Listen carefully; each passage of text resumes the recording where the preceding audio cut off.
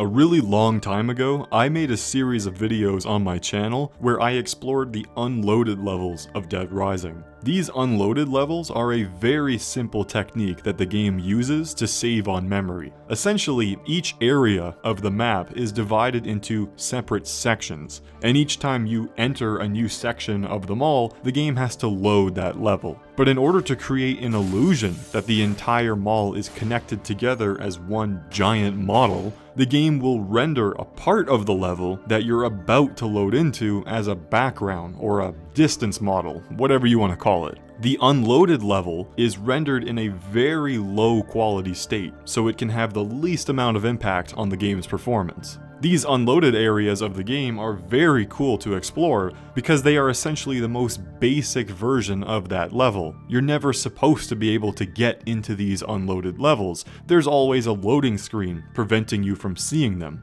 So the reason I'm explaining this is because the exact same level loading technique is used in the beta of Dead Rising, and that's unsurprising. However, the beta unloaded levels are actually prototype levels, and they can be referred to as blockout maps, as the level is quite literally built out of basic geometry. So today we're going to use that same gravity altering technique that I used to explore the final game's unloaded levels, but this time we're going to explore the beta versions. Some of the levels you're going to see in this video are so early in development, you might have a hard time even recognizing what the hell they're supposed to be.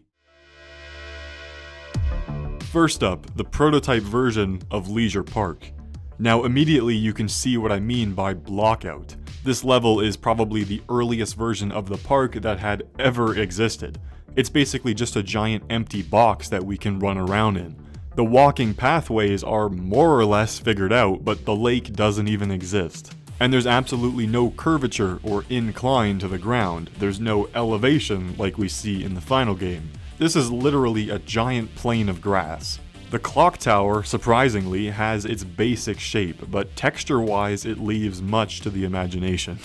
The small pond near the food court's entrance does exist, technically, however it's a green circle, surrounded by green blocks. And the flower garden isn't any better, as it's just yellow blocks. The grass texture is a grid pattern, which is a typical thing to see in unfinished game levels, but absolutely surreal to see in Dead Rising. The perimeter walls of the mall are literally just a giant gray rectangle, the most basic way to communicate that these are supposed to be walls. Not to mention, the entrance to North Plaza doesn't even exist. Now, if you think this level is interesting, we're just getting started. Next, we have the prototype of Entrance Plaza, which is by far the most impressive prototype level you'll see today. I would save this one for the last reveal in the video, but I'd rather just show this right away. It's probably the most incredible thing I've come across in terms of beta content in Dead Rising. It's literally the most basic shape of what we know today as Entrance Plaza. However, it's also quite different, as this early prototype version doesn't even have the clock tower, as the fountain below it is so incredibly differently shaped that at this point in development it likely didn't even have a clock tower. The staircase at the front entrance is the most placeholder thing imaginable, and these long rectangles are supposed to represent columns holding up the second floor. Also, the escalator in here is just a rainbow staircase, which by the way has full collision. In fact, all of the shapes in this level can be collided with. One pretty interesting thing is that the back of the plaza actually had more stores than what we got in the final game. In 2005, Entrance Plaza would have had 3 stores along this wall here, but Final only got 2 for some reason. This store here ended up being replaced by some advertisements on a wall. Those 3 stores can be seen in-game in the fully loaded beta version of Entrance Plaza, but they're in this prototype version too, which is pretty cool. This prototype of Entrance Plaza is so strange to see, it's kind of hard to explain. It's almost like it shouldn't exist, but I'm just happy it's here. Next, we arrive at the prototype of Wonderland Plaza.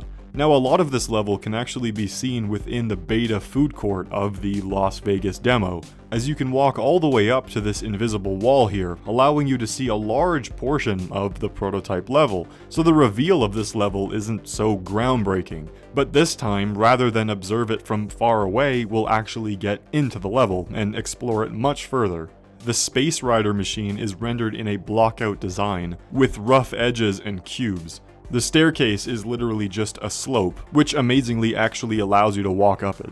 Those beauty kiosk stores are just giant boxes, which look so ridiculous. And the Willamette Bunny Rabbit thing is made of just a couple cylinders and cubes. It doesn't even have arms. And now we get to the food court, which is Blockout heaven. Literally the entire level is rendered in the most basic geometry imaginable. The floors are just rectangles, the plants are just cylinders. Now you get the idea. The basic layout of the level is also pretty different too, and not correctly scaled to Frank's height, as you can't even jump onto the second platform where Carlito would spawn. Therefore I had to gravity jump up there.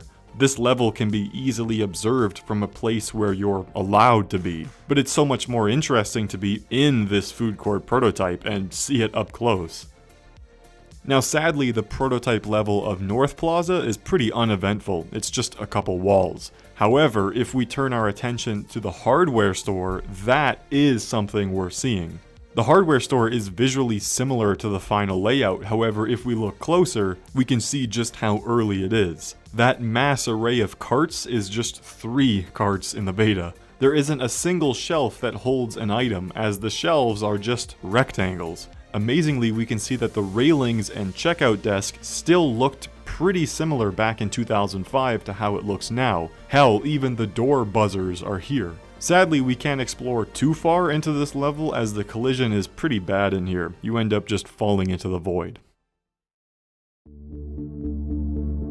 And lastly, we arrive at Paradise Plaza, which has 2 unique versions. The one seen from Entrance Plaza and the one seen from Leisure Park. Oddly, the model seen from Entrance Plaza is actually pretty similar to the final game, it's just completely untextured. But the model seen from Leisure Park is a blockout prototype of the level. Both the bottom floor and top floor are fully collidable, allowing us to explore quite a lot. The staircases are again slopes. The bathroom hallway exists, but yet the actual bathrooms are a yellow square.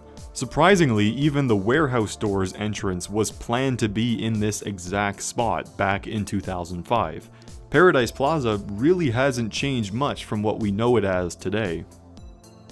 And well, that's it. That's all of them. Those are the only prototype levels that can be explored within the Las Vegas beta of Dead Rising. This build is a really small version of the game, it's like 2 gigabytes, so the fact that there is this data in here at all is pretty amazing.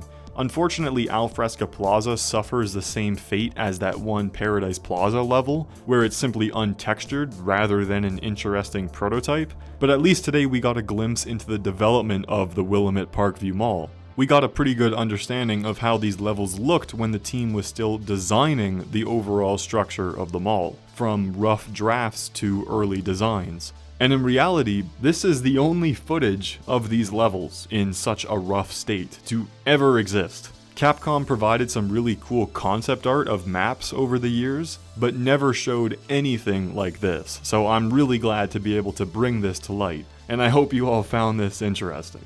If you're into this sort of stuff, I recommend following me on Twitter, as I usually post interesting findings in Dead Rising over there. Stuff that doesn't get put into a video. You can also check out the Dead Rising Discord server if you're into that sort of stuff. And of course, subscribe for more videos. I'll see you around.